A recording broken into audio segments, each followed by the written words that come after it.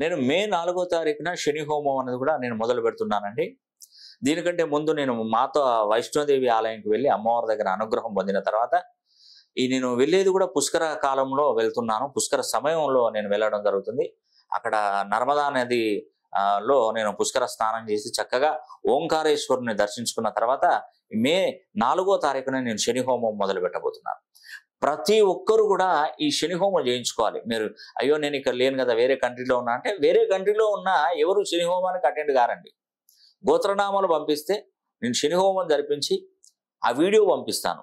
నేను ఒక నల్ల వస్త్రాన్ని తీసుకొని అటువైపు తెల్ల ఆవాలు నల్ల నువ్వులు కలిపి చతుర్ముఖ దిగ్బంధనంలో కొన్ని రోజుల పాటు ఆ యొక్క చతుర్ముఖ దిగ్బంధంలో ఈ యొక్క నల్ల వస్త్రాలు నానబెట్టేసి నువ్వుల నూనెలో ఒక్కొక్క వస్త్రాన్ని తీసుకుంటూ ఒక్కొక్కరి పేరు చదువుకుంటూ ఆ యొక్క శని హోమంలో వేసినట్టయితే వాళ్ళకు ఉన్నటువంటి కర్మలన్నీ కూడా తొలగిపోతాయి. శని హోమం యొక్క ప్రాముఖ్యత.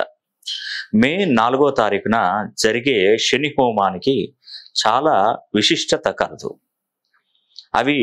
ఆ విశిష్టత ఏంటంటే, శని 30 ఏళ్ల తర్వాత కుంభరాశిలోకి రావడం, 2024ని మొత్తం కూడితే శనికి సంబంధించిన 8వ నంబర్ రావడం, నవనాయకుల ఫలితాలలో మంత్రిగా, సైన్యాధ్యక్షుడిగా, ఆర్గాధిపతిగా, మేఘాధిపతిగా శనీశ్వరుడే ఉండడం, మేషంలో ఉన్నటువంటి గురుడు మే 1వ తారీఖున వృషభ రాశిలోకి రావడం వల్ల నర్మదా నది పుష్కరాలు ప్రారంభమవుతాయి.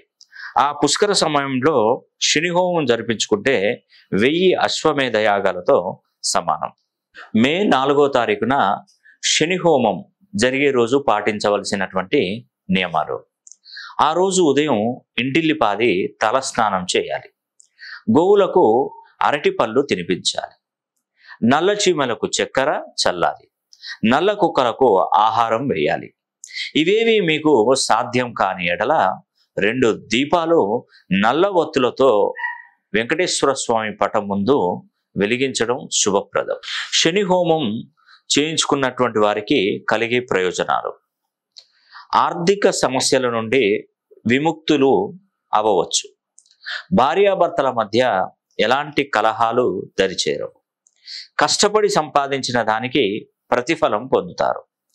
చేజారుతున్నటువంటి ఉద్యోగాలు చేతికి అందుతాయి. సంతాన సమస్యతో బాధపడుతున్న వారికి మేలు జరుగుతుంది.